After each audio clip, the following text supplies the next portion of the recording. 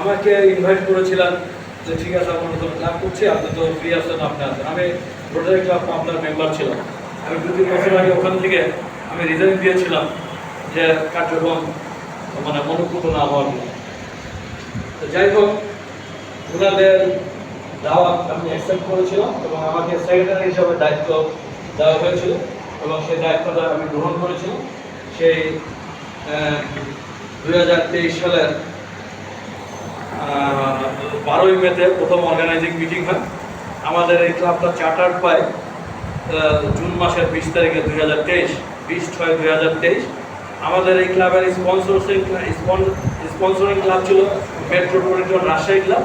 ওখানে পিবি প্রদীপ মৃধা নামে একজন রিপ্রেজেন্টেটিভ আমাদের ক্লাবে আসছিলেন, যেটা ক্লাবের নিয়ম। ক্লাব করতে গেলে ক্লাবের রিপ্রেজেন্টেশন দিতে হবে। যাই হোক, যারা আমার উপর ভরসা রেখে রোটারি ক্লাব এভারগ্রিনের হাল ধরতে বলেছিলেন, সে সময় আমাদের সম্মানিত বড় ভাই রোটারি বিশালের বিশ্বাসকে চার্টার প্রেসিডেন্ট করে এবং আমাকে সেক্রেটারি করে এই ক্লাব আমরা যাত্রা শুরু করি।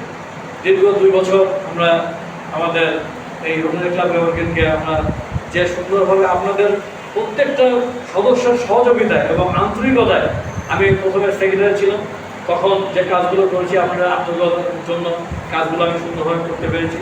তারপর যখন প্রেসিডেন্টের দায়িত্ব নিলাম, তখনও আমার কাজগুলো আমি চেষ্টা করেছি যাতে সুন্দরভাবে উপস্থাপন করার জন্য। তার কারণ এটা প্রেসিডেন্সিয়াল ক্লাব, প্রেসিডেন্টের উপর একটা ক্লাবের ভালো মন্দ সব কিছু নির্ভর করে।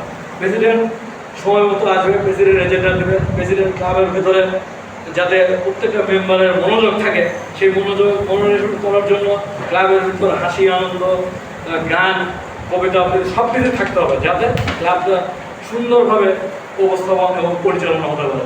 আমি চেষ্টা করেছি আমার এই 2024-25 বছরে আমার দায়িত্বটা পালন করার জন্য। আমি আমার এই দায়িত্ব পালনের জন্য যে সব সদস্য আছেন তারা আপনারা আমার আন্তরিকভাবে আমাকে সহযোগিতা করেছেন। সেই সহযোগিতার জন্যই আজকে রোটারি ক্লাব এভারগ্রিনকে 2 বছরের ভিতর আপনার যা 3টা যে ক্লাব আছে, সেই 3টা ক্লাবের সাথে ফাইট দিয়ে রোটারি ক্লাব একটা সুন্দর শক্ত জায়গায় চলে গিয়েছে। ওরা সবাই মনে করে যে রোটারি ক্লাব এভারগ্রিন এই 2 বছরের ভিতর যে জায়গায় চলে গিয়েছে, আসলে রোটারি ক্লাব এভারগ্রিনের একটা বড় অর্জন। আমি আশা করব যে সামনের বছরের যিনি প্রেসিডেন্ট হিসাবে দায়িত্ব নেবেন, অবশ্যই আমার কাছ থেকে সহযোগিতা পাবেন। মানে আমার চাইতে আমি যে কার্যক্রমগুলো করে গেলাম, এই কার্যক্রম চাইতে উনি যেন ভালোভাবে